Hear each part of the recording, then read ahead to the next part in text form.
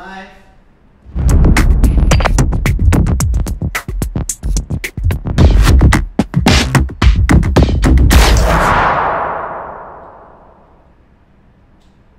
Hey guys, welcome to CG Market Watch. I am JJND. Alright, so today's topic is gonna be slightly different from just the normal market outlook. Alright, so of course it's on Friday. We have a few things we want to talk about. And first of all, of course, is market tanking, right? Why did BTC went through such a huge dip? Alright, I'm just gonna walk you through a small summary of what had happened. Just to give you an idea of what had actually caused this particular dump. Alright, so of course, I wouldn't say there's any proper reasons to highlight or to kind of understand what exactly is causing it. But the honest truth is that it's just pure manipulation, right? So that is the fact. Now, of course, on top of that, today's topic is no longer anonymous. We'll be talking about how China actually introduces some new extra thing for blockchain companies. We'll also be talking about how US Representative Soto actually made a statement about how CFTC should be the one looking into cryptocurrencies instead of the SEC. So that is what we should be focusing on.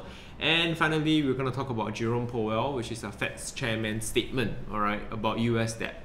All right, so without further ado, let's begin. Okay, so first of all, let's look at CoinMarketCap, right? The usuals. So what we are seeing right here after refreshing is that we see that the market cap is currently at 123 billion. All right, so all of us, I think all of you already have experienced it yesterday. We went through two huge dump that happened, particularly in Singapore, 2:30 p.m. In the afternoon, and then another 12:30 at midnight, cross midnight, right? So it was utter shock. I wouldn't even have predicted that happening. It was quite terrible, to be honest. But so the market cap has kind of lost almost 15 billion. All right, so that's something significant to take note of. 24 hours volume is currently at 20 or 21 bill, and we see that BTC dominance is currently at 52.3%. So of course we do see that one of the reasons why I pay so much attention to BTC dominance is to kind of just show you that comparing BTC dominance today and Wednesday, it was a slight increase of about 0.5 to about 0.8%. So with that increase, it kind of just shows you that, hey, most people are actually kind of on BTC right now, right, at this current moment. So here's what's happening now. Almost everything once again is in red.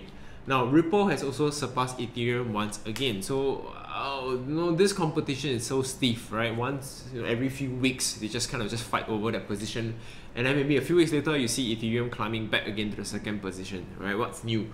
So we do see that EOS, Stellar, Litecoin, and of course Tron, right? So we thought that Tron would be, would be the master of non-dumping, right? It won't be dumped, but who knows, right? 11% after so much upside.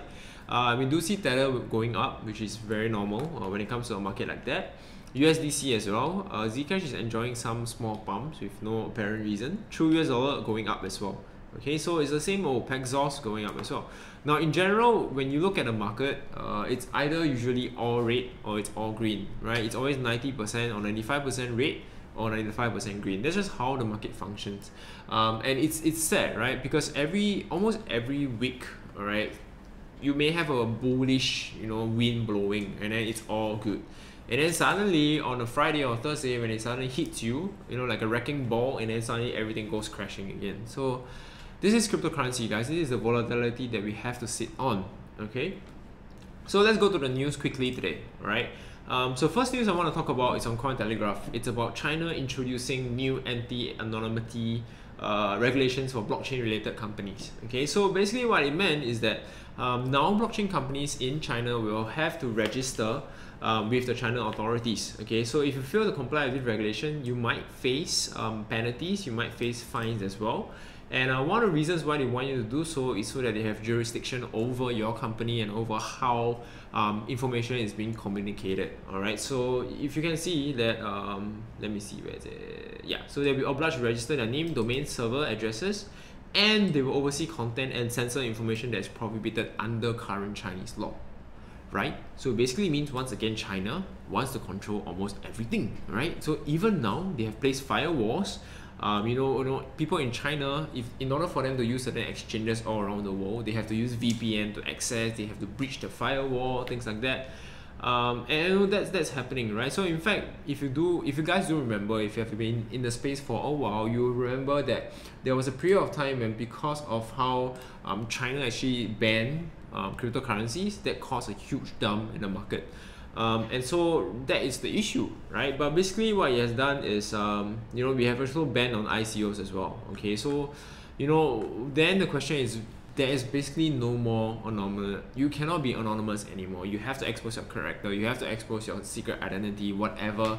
There's no way you can hide, especially from China perspective, right? Now, the next article I want to talk quickly about. Now that we've seen how the eastern side, let's look at the western side. US Representative Soto said most crypto needs CFTC light touch, not SEC oversight. So it goes to show how much crypto people really don't understand the regulations and legislation in the US. So it said that crypto should be overseen by the Commodities Futures Trading Commission instead, and the Federal Trade Commission instead of the SEC, okay, rather than classed as securities. So in fact, it comes to the greatest question of all times, right? What exactly is BTC? What exactly is cryptocurrency? What kind of asset class can it be, right? Securities, is it a currency? Is it a real estate, or is it a commodity, right? So there's so many different kind of categories, but now no one or no countries dare to say and put a stamp on it and say, hey, this is gonna be, Bitcoin is gonna be considered as a commodity or as a security, right? But CFTC and of course FTC or even SEC, it's pretty tongue-tied, but all three of them have jurisdiction over a lot of people all around the world. Now, as long as you kind of deal with US people, or you actually or US citizens, and if you're taking certain investment amount from them, then you are under the jurisdiction of all these different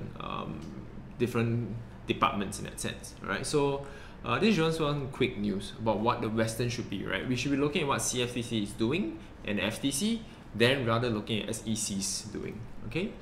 Now, of course, one more thing that I want to talk about is, I think most of you who are really in the crypto space are kind of unaware what is happening outside, right? So very quickly, this is my idol. His name is Jerome Powell. He's the Fed chairman, in fact. Oh wait, this is not my idol. My idol is coming next. But anyway, he actually mentioned that the Federal Reserve policy may have exacerbated US debt. So because of the Fed Reserve pursuing a policy of quantitative tightening, all right? So there's two terms you need to learn: quantitative tightening and quantitative easing, all right? Quantitative tightening means you bring less cash. Quantitative easing means you bring more cash, all right?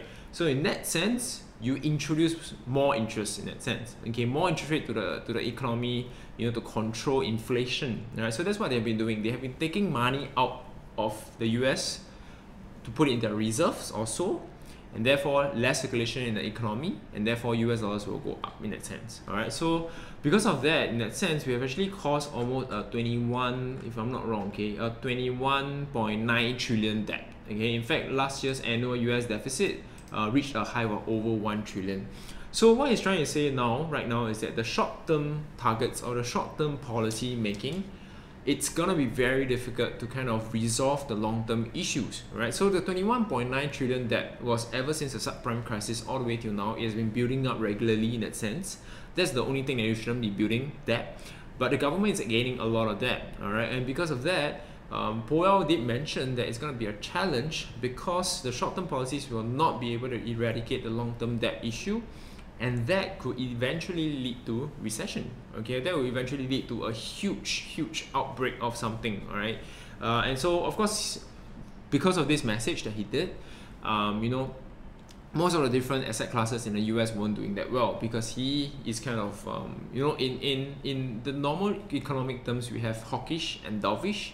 He's more or less dovish now, so he's looking at the bear side, right? So things that are not going as well because of US debt increasing, all right? So this is something that most of you need to understand, all right? So in fact, this year you may not be looking at as much rate or interest rate hike, right? So this is one thing that all of us need to understand.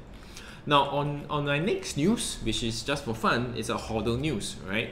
So if this is the lady that HODL the longest period of time for 25 years. And it just goes to show how many years, if you can hold on Bitcoin for 25 years, if you can just hold on to it for 25 years, we may all become like her, right? But you know, Mackenzie Bezos just did one right thing, which is to marry the right man in that sense, which is Jeff Bezos. And because of that, and there's no prenup before that, you know, she might just become one of the richest person in the world. In fact, $67 billion richer. It's crazy, okay? And with that amount of wealth being taken away from Jeff Bezos, now you know, Bill Gates will once again become the world's richest man. You know, this is talking about how like Ripple overtakes Ethereum, same logic, yeah. So think of that, right? So in fact, most of the women, or the 6 of the world's richest women, inherited their wealth from parents or late husbands, right? So just a quick idea, right? L'Oreal, granddaughter of L'Oreal founder. So it's quite interesting. So in fact, Mackenzie is gonna be so-called made one of the richest woman in the world, right? So you know, this is one of the best HODL news ever, yeah, because you know, when in cryptocurrencies you HODL anything, you just kind of lose value, except maybe you hold stable coins. But well, yeah, that's life. Okay, now very quickly I just want to go to the charts. So of course there isn't much to really be talking about it now, because we are heading to the weekends. It's a Friday, but we do see that for last night at least, okay, or yesterday, we do see two huge dump on BTC. There was a 6.83% dump and there was a 6% dump. All right, so in total it was close to if you just overlap slightly, it was about 12% downward action. All right, so of course you do see some upside here in terms of reversal candle, but does that actually signifies that it's a recovery, or is it just a bear flag forming? So I mean, when it comes to TA, it's kind of impossible to form a conclusion just from something like that, right? And also because we're heading into the weekends, it's gonna be impossible to predict what will happen. But when you just look at RSI here, it's still really weak. We don't see much recovery except for the fact that it's oversold. But you know, when we just add in MACD, just take a look at the momentum oscillator, you realize that it's still heavily downward, right? It's still heading downwards. So if we were to see some recovery, it will have to come from the buck action, alright, which is most likely coming in on 23rd to 24th Jan. We don't know which is the exact date, but we do hope that with that coming, you know, we will propel the prices up slightly next week, alright. So it all really depends on what buck can introduce, right? Will there be any upside to come from the institution? So that is my greatest question. Now, the other point of view, if you want to just take a look at it, is the conspiracy, right? Why? Think of it this way. If you want institutions to come in when buck is launched, you want the price of BTC to be lower, so that the institutions can buy in. Alright, so with that, they have the custodial wallet services, and then they can move BTC higher, and all the different investors start following in, or they start getting attracted to it once again, and then they can sell our BTC to you that was in their custodial wallet, right? Or think of it that way. So this could be happening right now. So in fact, what exactly caused this dump, right? Is it because of Jihan Wu quitting as a CEO of Bitmain, you know, so that he can reduce his tax liabilities, or is it because ETC got 51% hacked? Or is it just because of TA, it consolidated for so long, and there was no way to push it up because of lack of volume? So there are so many conspiracies that it's so difficult to explain. But one of the things that I can say or can share is some of the theories that I've read so far from different analysts that are saying. So what had happened previously yesterday for the first dump was that at this particular time, you can see that there are many wicks formed, right? So every time you realize when BTC dipped below 3970, 3950, there was a huge buy up quickly, okay? So it was between the range of 3950, let me just draw it out, okay? It was between 3950 all the way to about 3970. So you realize that there were 4 to 5 weeks here, wicks. Okay, so anyway, you can see that, okay? So during these buybacks, right, it kind of just tell traders perhaps on a different margin or leverage, on different leverage exchange that, hey, you know, this is a strong support. But who exactly created this support, no one knows, right? So you can see that the wicks all kind of just end along this line, right? So there were 5 wicks formed on a 4 hours chart basis. It's a pretty significant movement. So this support kind of indicated to a lot of leverage traders and retail traders and newbie traders that maybe 3980 and 3950 is a great support level. Okay, so what had happened was they continued to build longs, right? So they continued to build longs, they got shorted, they continued to build longs, they got shorted. And so at this particular point, when the first initial short began, on the various exchanges, there wasn't a huge OBV or there wasn't a huge volume sell down. It was probably only a 10-20 million dump initially. But because it triggered at 3980 all the way down to 3950, a lot of stop losses were hit, right? So a lot of different longs suddenly got liquidated, suddenly got gave up, right? All the positions started to get sold off, and that triggered the huge dump all the way down. So that's one theory that had happened, right? So if you were watching, I was watching this dump and it was so exciting, but when you realize that the volume was weak, like the dumping volume was so little that it doesn't make sense, and no one was margining on that short, right? So initially when this short began, it was just a huge dump of 10 to 20 millions of BTC in that sense, but there wasn't a huge margin on that, and that triggered a lot of liquidation, that triggered a lot of stop losses and fueling this whole entire downside. Alright, so triggering everything down, and lots of people got liquidated. Alright, so that was what triggered. Now on the second one, this was just shorters coming in unison and saying, oh wow, we are down below the cloud and maybe it's time to short. So that's why the second short build up. It got supported at 3553, same level at the previous, almost the same level at the previous low as well. So you do see that there was a correlation between these two. Question is, can we dip all the way down to the previous low, right? Which is the $3,200 level to $3,100 level, or maybe will we form, you know, like a lot of analysts saying maybe this is not the yearly low, maybe we'll be forming a new low for 2019 before we start the ascent. Right, so there's so many different theories. I won't be able to tell you the exact theory, but you know, I personally feel because we're down below the cloud, EMAs have crossed. It's kind of like a death cross. So you can see that this was kind of like the golden cross. It was a fake golden cross, and then now you get death cross going down, EMA 58, EMA 200, and combined with a potential bear flag formation. So we may have some more downside to come. All right, so fingers crossed. I sincerely hope not. And because we're oversold, you may see some upward action a little, and then some selling action once again. So you need to be able to breach through this range as well. All right, so this is my own theory, my own personal opinion, non-financial advice. So when we look at daily for BTC, once again, we head into the cloud. EMA 50 became the resistance level, and then we started dipping again. This particular candle is so it's like a Marubozu, right? So it actually dipped all the way down. It was an 11.87% downside. It's crazy, right? That's telling you that you just, if let's say all your assets in BTC, you just lost 10% of the value. That's crazy. And then now we're just stuck here, right? And in order for you to breach the cloud, it's gonna be a challenge. Okay, so historically, have we done it before? Yes, of course, we've done it, right? But that's because we have volume to pick it up as well. All right, so a cloud like this would require a great amount of volume, and we're not talking about exchange level volume. We're not talking about volume that's just in the exchanges. We're talking about volume that's coming through US dollars and fiat. All right, only then, and when the network weight increases, when transaction increases, or UTXO increases, then we can consider that a bullishness is coming. If not, that's the reason why a lot of people are still concluding that we are still kind of in a bearish season. All right, so we need to kind of understand that point of view as well. All right. Okay, so moving on. Okay, so this is BTC. Let's not talk about that. Let's talk about Ethereum then. So Ethereum had a great dump. All right. You know, so people say that this was a head and shoulder formation.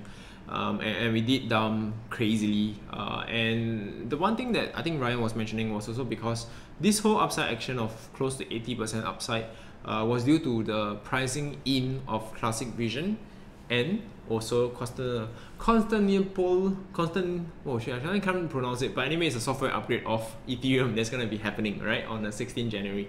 So just understand that. Now today is supposed to be a Classic Vision fork, right, which is 11 Jan, but we don't hear anything at all, right? It's just so quiet. So in fact, a lot of people, I feel personally that Ethereum did this pump to get into the second position. That's one. On top of that, there's more FOMOness and hype to push it up so that a lot of ICO companies and a lot of different companies all around can finally liquidate their positions, get out of F, and be able to fund their operational costs. So that kind of caused the dump. So of course this is triggered by BTC dump, of course, right? What else? But of course this is also the reaction after the price in, right? So everyone was buying close to 114 and so on and so forth, or even $80, started cashing out, and therefore you trigger a huge dump right here. So this was kind of expected, and also because we were closing to the cloud at that point in time, we kind of knew that this was going to happen to Ethereum. So that's the reason why for the legacy and elite members, we did write this up, right? We did write this up as well, but at $160 level, I was really telling everyone to just get out already at that point.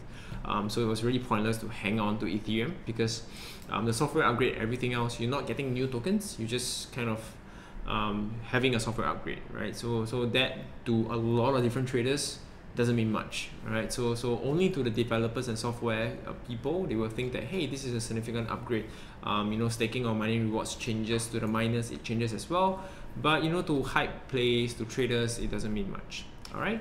So last of all, before I end the stream, I just want to share with you all that. Okay, let me find the page first. Okay, so for CJ Protégé's winner for this week, all right, let me just show you who are the winners first. Congratulations. All right, so congratulations to you with the number of blah blah blah that you see there. But in any case, congratulations. We'll be contacting you shortly on the Discord group for Protégé as well.